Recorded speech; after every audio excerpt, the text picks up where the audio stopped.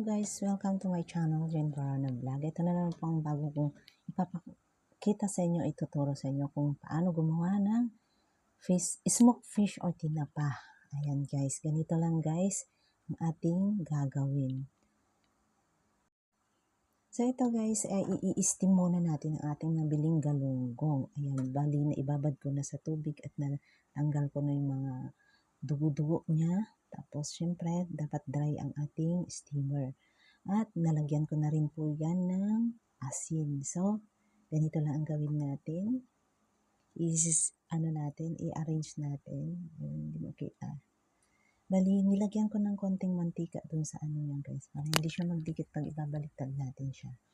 So, ayan guys, ganyan lang ang ating gagawin. So, sa mga gusto magnegosyo nito, napakadali po. So, may nailagay na isang tamban ba yun. So, ganyan lang siya guys. Tuloy-tuloy lang natin. Ayan.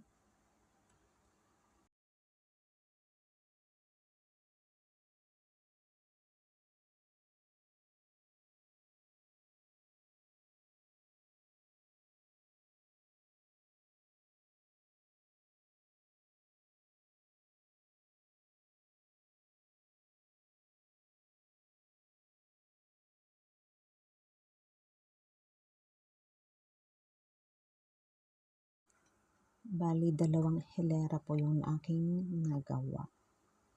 So, ayan. Ayan na guys. So, i-steam po natin ng mga 10 minutes. Depende sa inyo guys. So, ayan. Tapos na. Lagyan na naman ulit natin yung isa. Pero yung isa kasi hindi ko na binidyohan. So, ito na nga guys. Ilalagay natin. Bali, ikipinakuluan ko po yung tubig niya bago natin ilalagay ang ating i-steam ng isda. So, ayan guys, medyo lakas-lakasan ko na kasi nagre-reklamo si Bones, Daisy Bones na ano daw yung aking boses, mahina daw. So, ayan, medyo kumukulo na. Ayan, hindi ko na iba na yung nabibidyohan ko. So, ayan nga guys, iset na natin, ilagay na natin ang ating 2 patong na isda.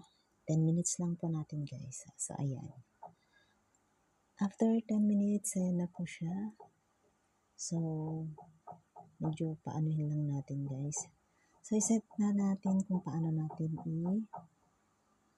i-smoke. Ayan, maglagay pa tayo ng aluminum foil para hindi siya masira ang ating steamer. So, ayan, ganyan lang siya guys. Lagyan natin ng aluminum foil. Then, ang ating isang takal na bigas. Ayan. Ikalat lang natin siya guys na ganyan. And shoutout po sa ating manonood. So, try nyo to guys. At syempre, hindi yun ang ating tea. Any tea po. Ayan. Lagay natin siya. So, ikalat lang natin siya guys. So, napakadali po ito siya guys. Ha? So, sa yung ginamit kong mga tea, yung hindi nila iniinom dito sa bahay. Yung matagal na. Kaya, nandun lang sa gilid. Kinamit ko na siya.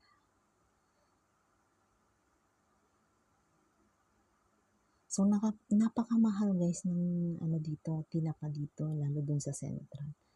Yung 3 piraso is $35 or 4 na piraso.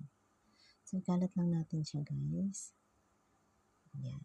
At syempre, wait lang guys. Ilalagyan natin ng ng niyogo. Ang bang tawag dyan?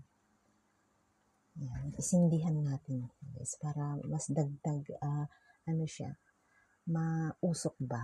Para madali. Ayan, ganyan lang. At isasalang natin itong kalan, itong steamer na yan. Ayan. So, wala, namatay yung, konti lang guys. Hindi natin lagyan ng apoy, kundi yung usok lang ang kailangan natin. Maano din lang yan mamaya. So, syempre, at ilagay na natin ang ating na-steam na isda. Ayan. So, Ayan siya guys. Ayusin natin baka maano. So ayan guys, antayin natin hanggang mag-usok.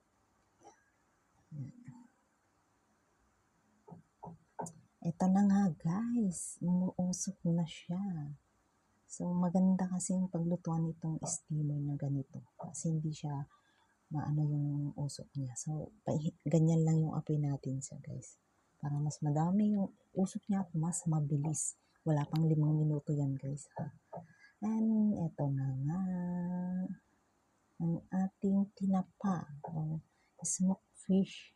Ayan. Sa susunod yung bangus naman ang gaganyan natin. So, hindi pa siya nagkulay. Steam muna natin another 5 minutes para mas maganda yung kinalabasan ng ating tinapa. So, ayan guys.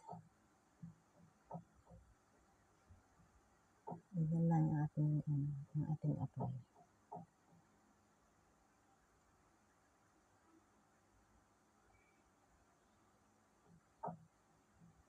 So, i-check natin kung okay na ay ano siya ng usok na talagang iisang direction ng usok.